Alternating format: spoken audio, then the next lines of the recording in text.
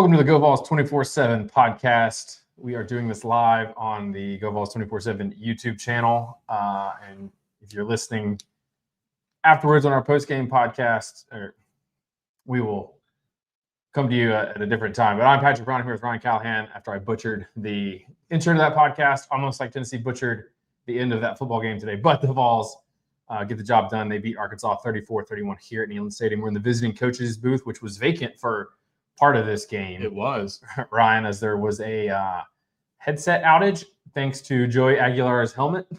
I've never seen that before anywhere. Never seen that either. But we are going to break down the win and what it means for Tennessee, the good, the bad, the ugly.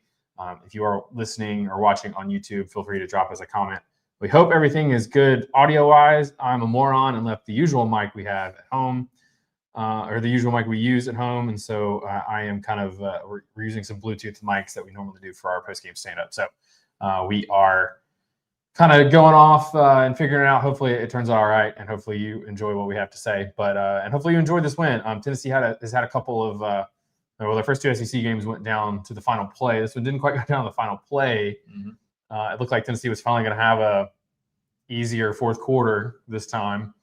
Not the case. They scored 24 straight points. Ryan turned a 17-10 deficit into a 34-17 lead.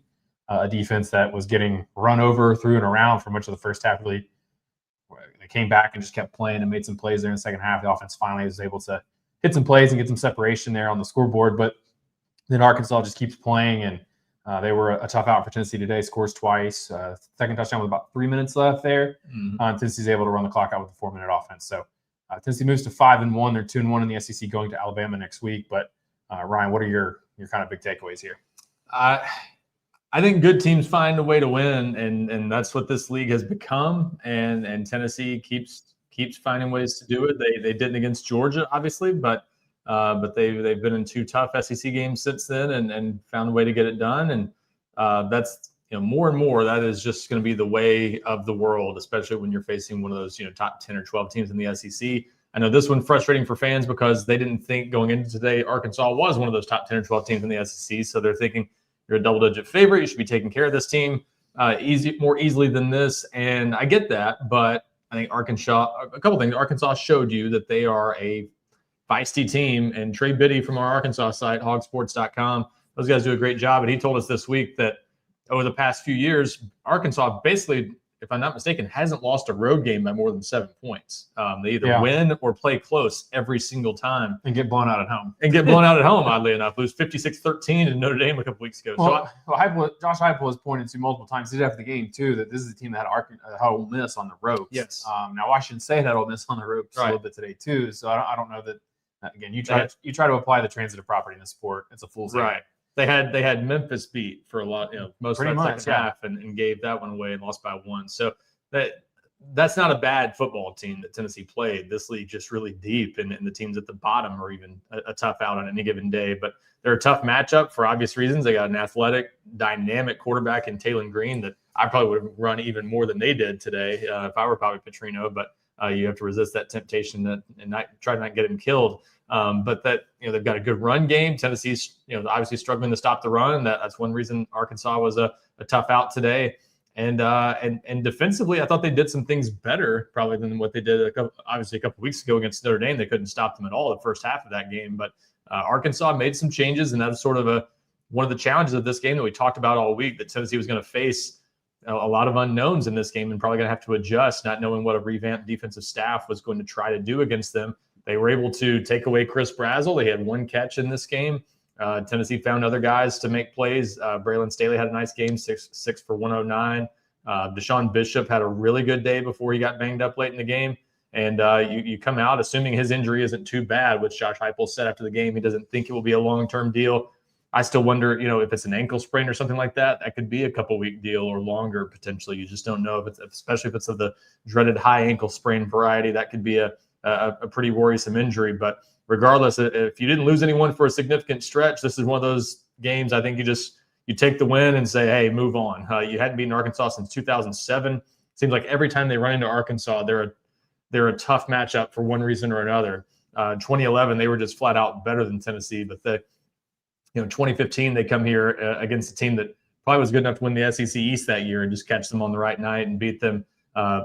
In Fayetteville last year, obviously pulled the upset. So, and that was even when Tennessee did a good job defensively against Taylon Green last year, and just Arkansas found another way to win with the backup quarterback in the game in the final minutes. So they've just been, for whatever reason, this has been one of those series they couldn't win, and for the first time since 2007, they pulled one out against Arkansas, and on a day when a lot of other teams, including Oregon, did not find ways to win, Tennessee did. So to me, that's the story, and I know fans will be frustrated about the defense and all kinds of other things we'll discuss, but I just think you kind of, in this era, everybody's flawed, everybody's competitive. You take the win and you move on, and as long as nobody suffered a catastrophic injury, you'll live and be able to be able to play another day. And in this case, you get to go to Alabama as a top 10 or top 12 team in the country, ready for a high stakes game against a big time rival. Yeah, and I can already probably guess some people, Tennessee fans, say, "Well, we got no shot next week against Alabama." Alabama's played 3 close games in this league too. I mean, they played Georgia. That was a 3-point game down to the end. The Missouri game today went down to the end. Vanderbilt, that game was still in doubt in the final minutes there, and there is a value to playing, just winning when you don't play well. And this is the second time we've kind of talked about this. That Tennessee found a way to win sort of in spite of itself, which is a good value to have. But at some point, you've got to put more of a complete game together. And you're right, the defense really, they looked off balance, on their heels early in this game. But I thought the offense was really kind of scuffling too. This is a very feast or famine performance for Tennessee, because it was either really good or not very good. But first time this year they haven't scored 40 points in a game. Right, and it was a labor to get to 34, I thought. Yeah. I mean, they left points on the field. That's what Joey Halsey said during the week, is that, you're averaging 51 points a game. But as you pointed out, I think on our Thursday podcast, Tennessee's had 4 defensive touchdowns, help with some of that too. And they scored 41 at Mississippi State with the help of overtime and 2 defensive scores. So they're just, a couple of plays here and there today. They have the sequence in the third quarter where Lance Hurd gets a penalty, and then Miles Kitzman has a drop on third down that's Max Gilbert kicked a 50-yard field goal to save it. But that's a chance where you had a good drive going. You had the play in the first half where Chris Brazel could make the play on a back shoulder throw. That would have been a touchdown. They don't get that one. So, and then, the first 3 turnovers, and we'll include, the 3 turnovers and a 4th down stop for Tennessee. We'll group those 4 plays together. The first 3, Tennessee did not score off of. They could not capitalize on the chance to seize momentum. And it felt early, Ryan, like this game was going to be just back and forth shootout, because both teams went down the field so easily. So it felt like anybody that could break serve could potentially get ahead, then get a turnover. And anybody that got 2 scores in this game was going to be an advantage. Tennessee finally did that, but it took a while, right? They didn't convert, or they didn't cash in on a mistake or on a turnover or a 4th down stop until early in the 4th quarter. Josh Epps makes the play on Taylon Green. Jaden Pilates in the game. We're all kind of like, Jaden Pilates, what's he doing in the game? Right. He actually had another play later in the 4th quarter where he basically ran down Taylon Green. And like, well, okay, that guy's got some ability. And Arian Carter kind of said that after the game, that this guy's got a lot of talent that is kind of learning and coming on. But a couple of those stops were deep in its own territory where Tennessee's taking points off of board for Arkansas. So I think defensively, the takeaway for me from this game, Ryan, is this team, they're going to give up yards. They're going to give up third downs. They're probably going to make you mad. You're probably going to be yelling at Tim Banks.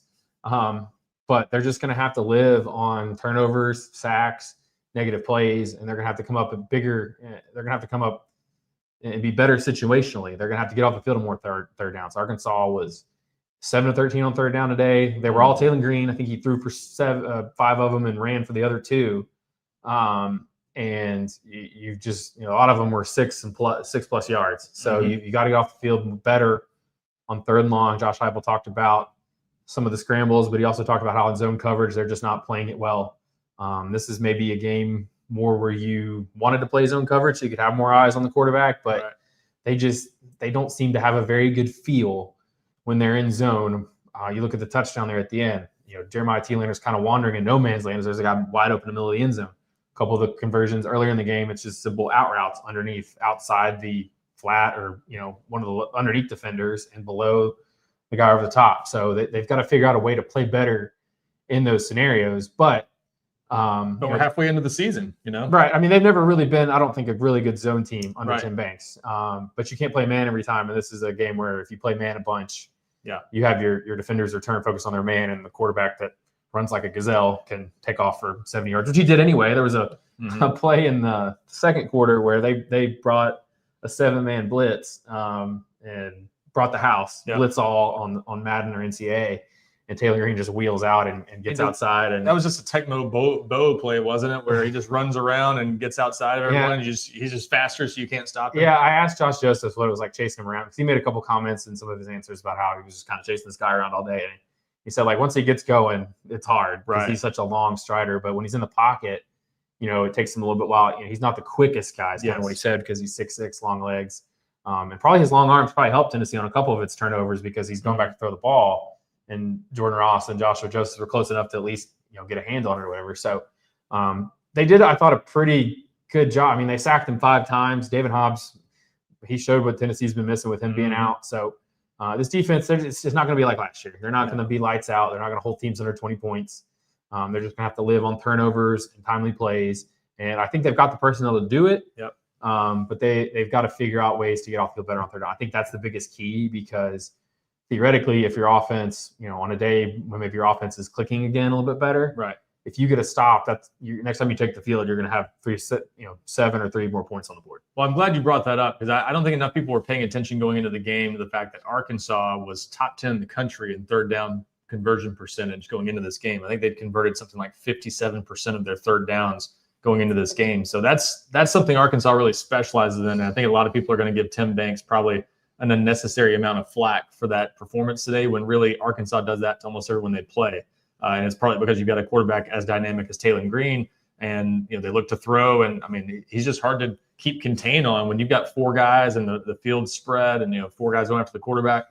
I mean, good luck taking him down. And we saw it a few times, at least in this game, where you had him kind of bottled up, and then he gets out, and next thing you know, it's an 11-yard gain and a first down. So he's just a hard guy to keep in the pocket, and when he gets out there, he's a dangerous runner, and that opens up a whole slew of options for that offense that not everybody has at its disposal. So even though Arkansas is not a great team, they've got a really tough to defend quarterback that makes that a tough task for any defense. So I wouldn't give Tim Banks as much grief as a lot of fans were, I know, throughout the day, just because I think Arkansas is going to do that to almost everyone they play. But I do, clearly Tennessee's defense, I think we're to the point where you kind of have to say they are what they are on some level. They're not going to get a lot. It's not better. 2024 anymore. No, it's not. And this is not going to be a top 10 defense like that defense. But I think the things you talked about, though, are the reasons fans can still be optimistic about what this team is capable of accomplishing, because when every team is flawed these days, and I think that's kind of what we're seeing in college football. Texas was supposed to be this juggernaut ready to win the SEC, and they've got offensive problems, and they bounced back and had a nice win today, but they hadn't looked very impressive before that. And Oklahoma's a top 5 team a week or 2 ago, and now they can't score against Texas. And everybody's got their own problems. No one's perfect, and especially in the SEC, where everyone's just kind of taking each other's backups in the transfer portal and just whittling away at everyone's roster to where no one's a juggernaut anymore. Tennessee's got 3 things that a lot of people would love to have: a good quarterback, a good offensive line, and a good pass rush. And if you got those 3 things, you're cooking. So, and throw in Colton Hood, a cornerback that's getting some first-round NFL draft hype, and rightfully so, the way he's playing.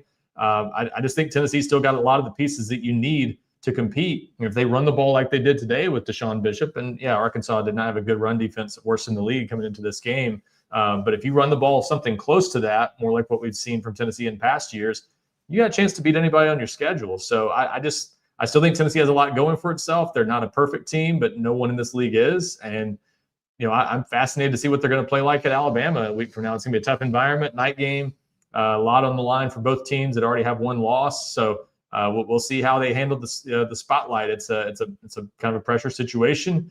You can afford a loss like this, but then you got to go out and win the rest if you lose this one. So a lot on the line, and a team that's already been on the road for 1 game, was on the ropes at Mississippi State, found a way to come back and win in overtime. Now can they win a rivalry game? But I still think even with their flaws, they're a good team, and they're 5-1 at midseason for a reason, and some tough games lie ahead. But that defense, again, like you said, just having the ability to go get a sack when you need to, that's a big deal in any level of football, but especially in college football these days, where it's such a pass-happy game, people are scoring points. You need a sack. That's a big deal to be able to do that, and not. Tennessee last year wasn't even that good at doing that with James Pierce. Pierce had a pretty good year. So did Omar Norman Lott. They were 50-something in the country in sacks.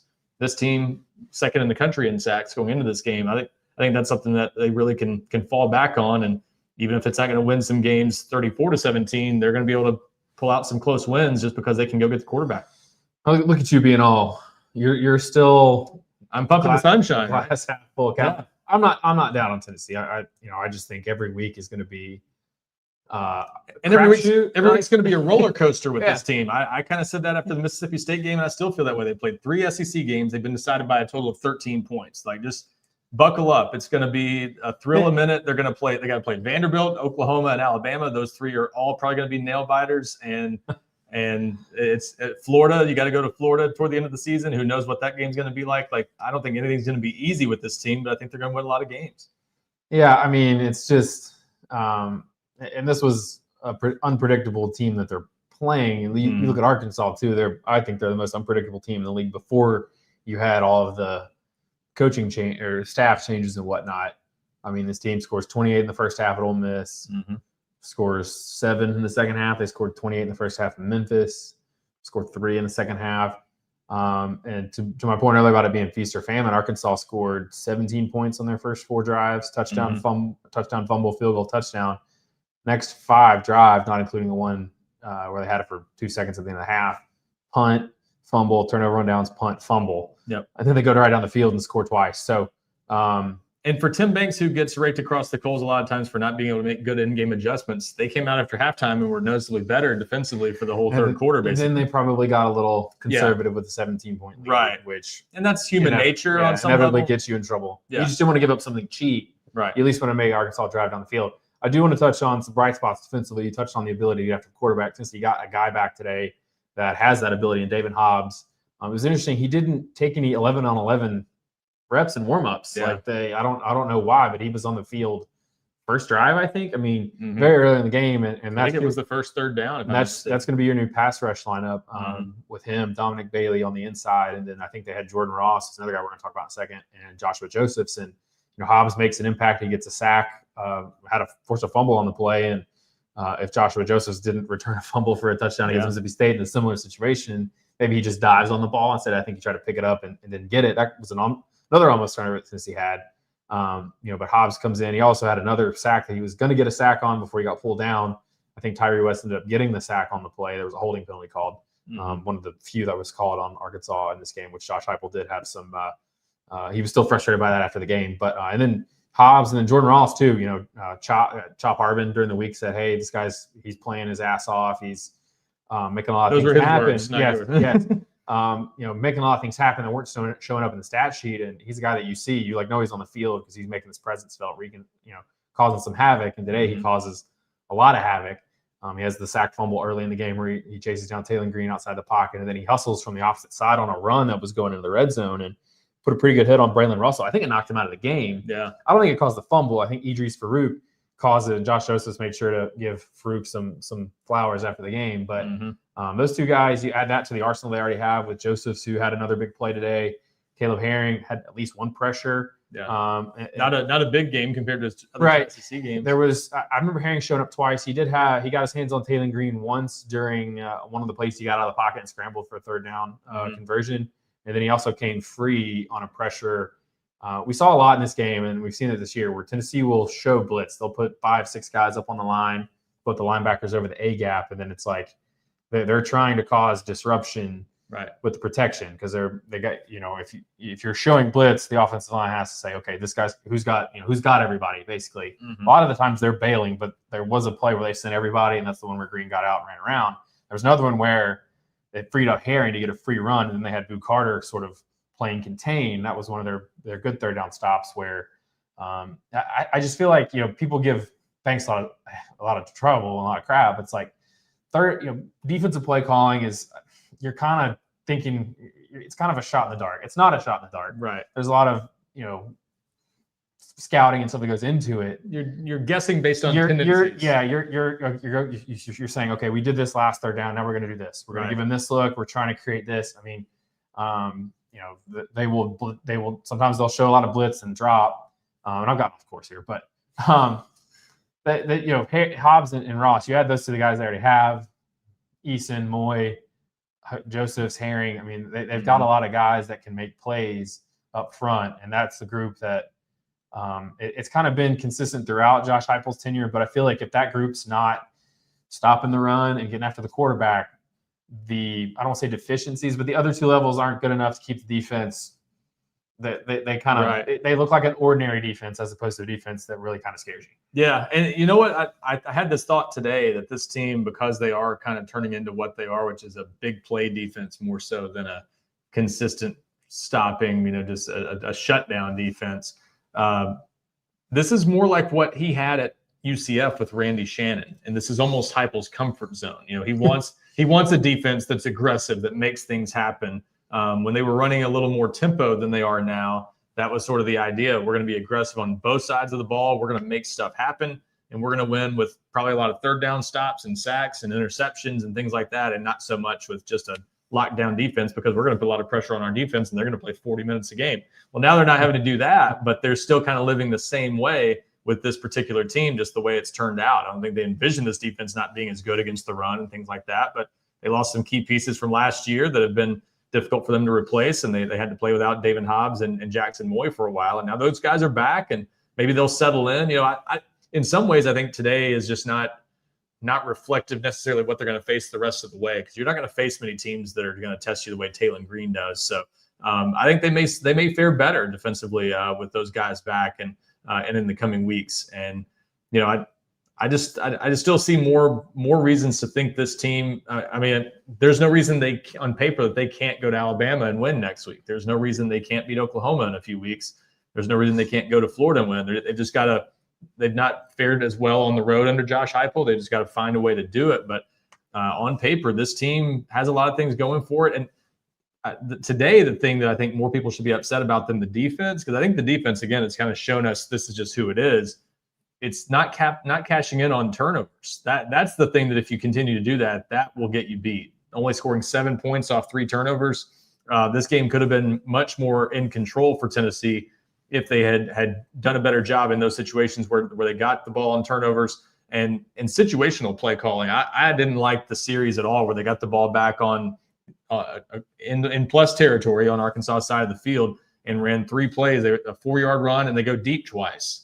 And that obviously wasn't necessarily the only route called on those plays, but they went deep on those 2 passes on 2nd and 6 and 3rd and 6. They end up punting off a turnover. That's bad situational football. You've got to at least get a field goal out of that, taking over inside the 50. So, things like that's what's going to cost Tennessee games in the future. So they're lucky they got out of here with the win, cashing in on those 3 turnovers with only 7 points. But there were a lot of things they could have done better in this game, and that's the amazing thing is that we wouldn't say they played all that well, and yet they found a way to win against a pretty feisty Arkansas team that's, I'll be honest, probably going to get somebody down the stretch with Bobby Petrino at the helm and the weapons that they do have and a couple of big running backs that kind of like what Tennessee had trouble with and Fluff Bothwell at Mississippi State. Those guys are capable of beating some good teams. So I'm not surprised they gave Tennessee a fit today. And the fact that Tennessee didn't have its fastball, I guess you could say, and still found a way to win, that's not a bad thing. Some housekeeping stuff here. Injuries. Deshaun Bishop, Josh Heupel said after the game, is not a long-term injury. We'll see. That might not necessarily mean he's back against Alabama. Mm-hmm. The way he got tackled, that sort of hip drop tackle, you see a lot of high ankle sprains. That's worrisome. As almost a minimum. Obviously, Bishop has had ankle issues in the past. Not saying it's the same thing. Mm-hmm. We'll see. Probably won't get a whole lot on that until the availability report next Wednesday night at 8:10. And as we found out this week, you can pop up on Friday even if you're not there on Wednesday. What happened with Travis Smith is kind of interesting. Ethan Davis did not play today, his 3rd straight game out. Or Darius Jackson, his 3rd straight game out, although he is out of the sling. Mm-hmm. Travis Smith was a late addition. He popped up on the availability report on Friday. He wasn't a boot today. So we'll have to see what their availability is. Obviously not a lot of depth at receiver. On that note, Braylon Staley walked off the field in the 4th quarter kind of with his arm kind of hanging. He threw a block and kind of started favoring it. He was catching passes from Jake Merklinger on the sideline when Joey Aguilar was getting tended to. He was pretty excited after the game. I'm not saying he was in any of the kerfluffle or anything, but he was going over to the parent section and was bouncing around. And Josh Heupel said after the game he was celebrating in the locker room, having a good time. So Doesn't seem to be any issues there. Joey Aguilar said he fell on the football. I believe his exact words were this football was deep into his stomach. Yeah. So that's why he was down. Josh Heupel said that after the game that he would prefer that Aguilar kind of just go down at the end of that play instead of taking a hit and having a guy land on him. So those are the injury updates there. We also saw some shuffling pieces on the offensive line today, Ryan. Yeah. We saw Sam Pendleton sort of get platooned there with William Satterwhite. I would assume, educated guess there, is that had to do with Pendleton. We saw him in a boot last week on campus, so he was a little hobbled after the coming out of the Mississippi State game. So William Satterwhite, I guess they called a snap infraction because he didn't actually snap the ball. He just stood up. Yeah. Josh Heupel didn't share the explanation that he got after the game. But David Sanders did play today. He and Jesse Perry were in a rotation too. I'll be interested to see what the snap count is as well. And obviously Perry was shaken up a little bit at the end of that Mississippi State game too. So I'm not saying that those are both, they both platooned there because of those injuries, but we haven't seen them really rotate per se on the offensive line, but they did in this game with those two guys. And that's the injury situation. I don't think anybody else went down during the game, but also Edwin Spillman will be out. Yes, that was the other one for the Alabama game. Yeah. Yeah, that was pretty clear targeting. So unfortunate for him, but they've got some guys that can fill that void a little bit. That's why Jaden Perlotti was out there probably. Well, I think that was before. I can't remember the time. I think that was before Spillman's play. Yeah. Probably one he could have avoided. You don't want to cheap shot a guy. I don't think it was a cheap shot. I think he's just trying to make a play, and he's a physical player. Edwin's a physical player, yeah. And for those defensive guys, sometimes they're put in a tough situation when those quarterbacks slide. He's maybe got to be a little bit smarter there, but he'll be out the first half.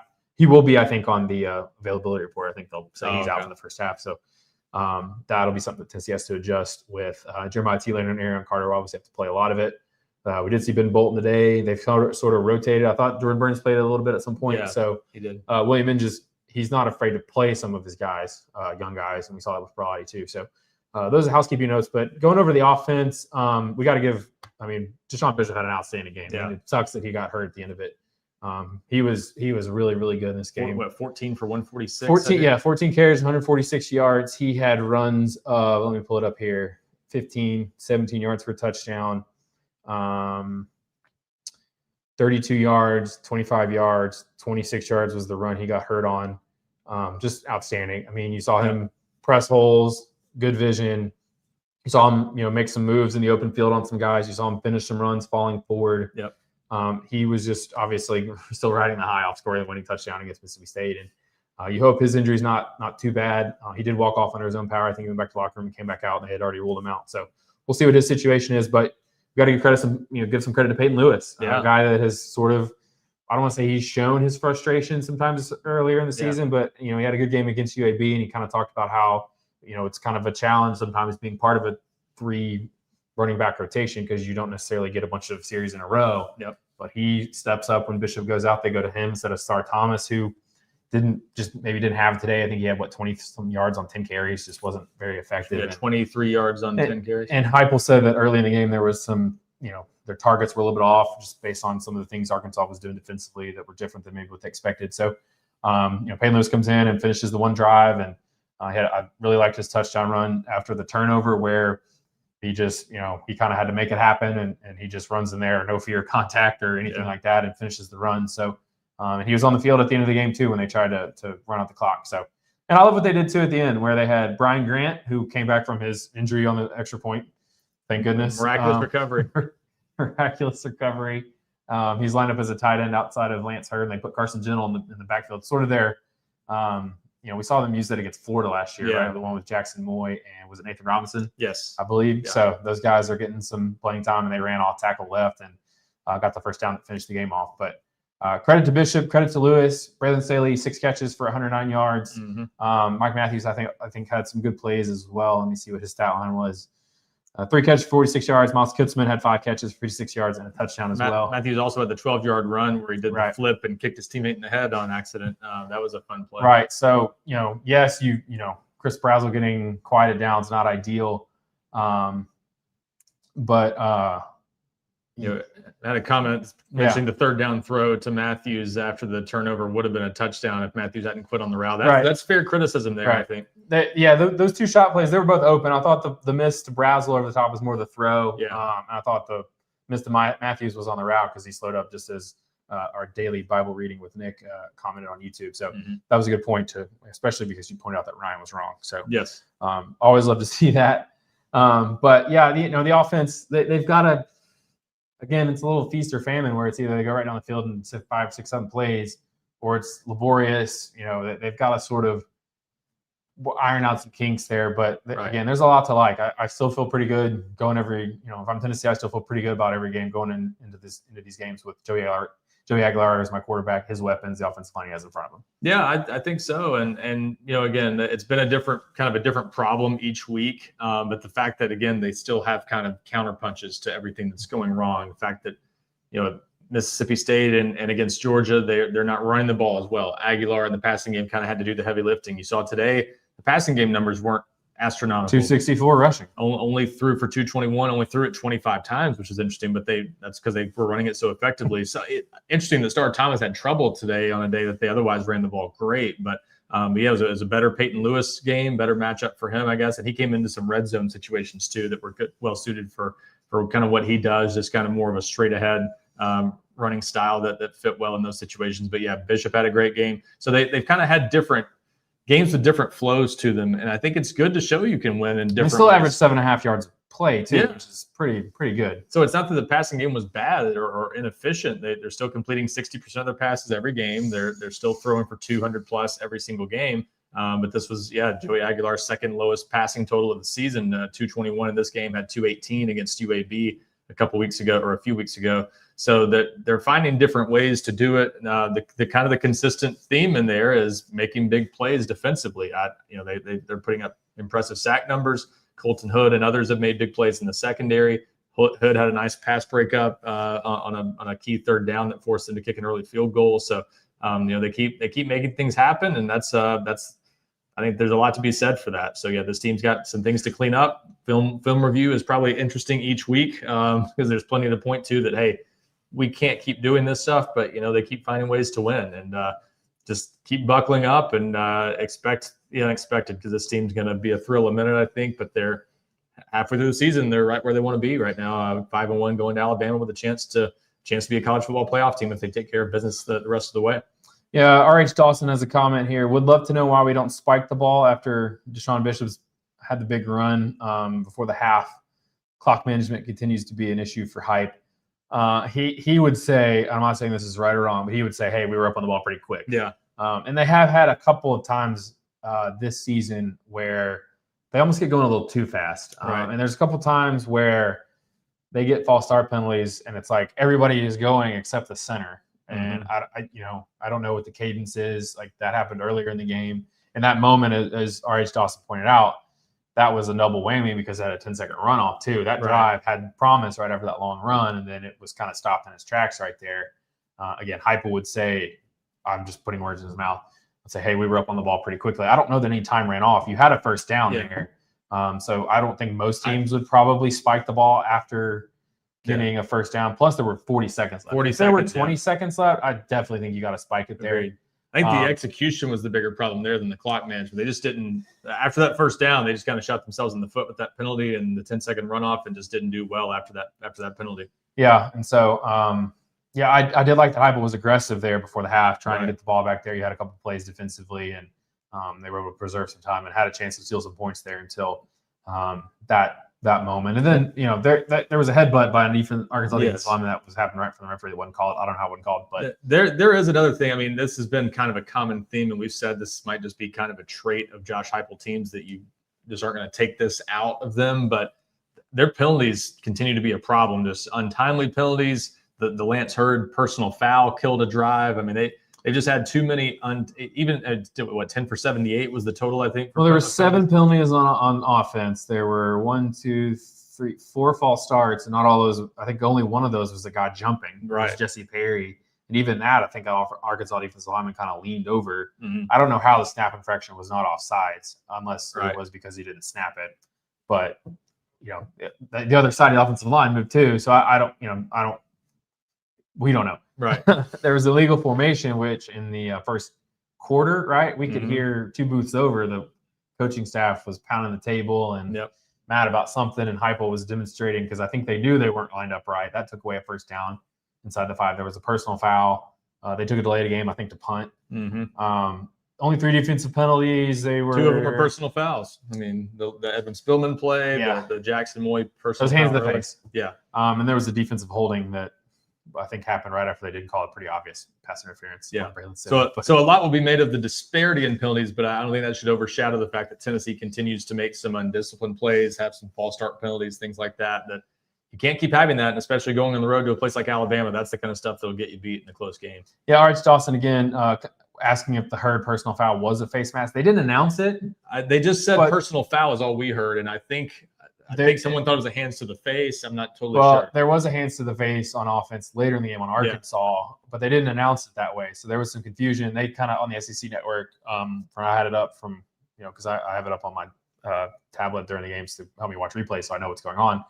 It looked like he grabbed him up high. I don't know if it was a face mask. It wasn't much. But again, there was no explanation. There was no like personal foul, hands to the face. There was none of that. So we don't know. That's what it did look like. It did look like that on the replay, but the replay was like he's like on the far side of the screen where you can like barely tell. So I think that's what it was, but that was costly. That backed them out of the red zone. Yeah. After they had a good drive going there to start the second and 8 and turned it into 2nd and 23. So yeah. So you're right though. They have to, they can't have double-digit penalties if they can keep it under 8. I think that's probably right. Good. There's going to be penalties. This is not it's an imperfect game. So you're going to have guys that are maybe trying too hard and making a play or whatever. So but yeah, they've got to slim down on some of these mistakes because the margins for in the SEC are so small. But Tennessee gets out of Neyland Stadium with a win. We are going to get out of Neyland Stadium too and do more work and go put more stuff on the site on GoVols247.com for you guys to check out. If you're still awake late on the Saturday night watching football, or if you're just checking and catching back out and catching your breath on Sunday, getting ready for the NFL, church, whatever. Yeah. NASCAR. Is there baseball on tomorrow, Ryan? I think they're starting the next round. Yeah. So I checked out on baseball months ago because the Braves stink. So I missed a great game Friday night. Yeah. So anyways, we appreciate you guys listening. If you've been watching the live stream, we appreciate you as well. And like and subscribe wherever you're listening on whatever platform you get us. And check out our coverage on the site at GoVols247.com. Because it's officially Bama week, 3rd Saturday in October coming up. Trip to Tuscaloosa. Yeah, a fun one. Yep. Tennessee's won 2 of 3. Can they make it 3 of 4? That would be huge for this program. Can they win in Alabama for the first time since 2003? 5 overtime game. Jason Allen breaking up a pass in the end zone there. I could have gone to that game, but I think I didn't. I was a moron. So we appreciate you guys listening and hope you have a good rest of the weekend. We will talk to you guys here in a couple of days. For Ryan Callahan, I'm Patrick Brown. See you guys later.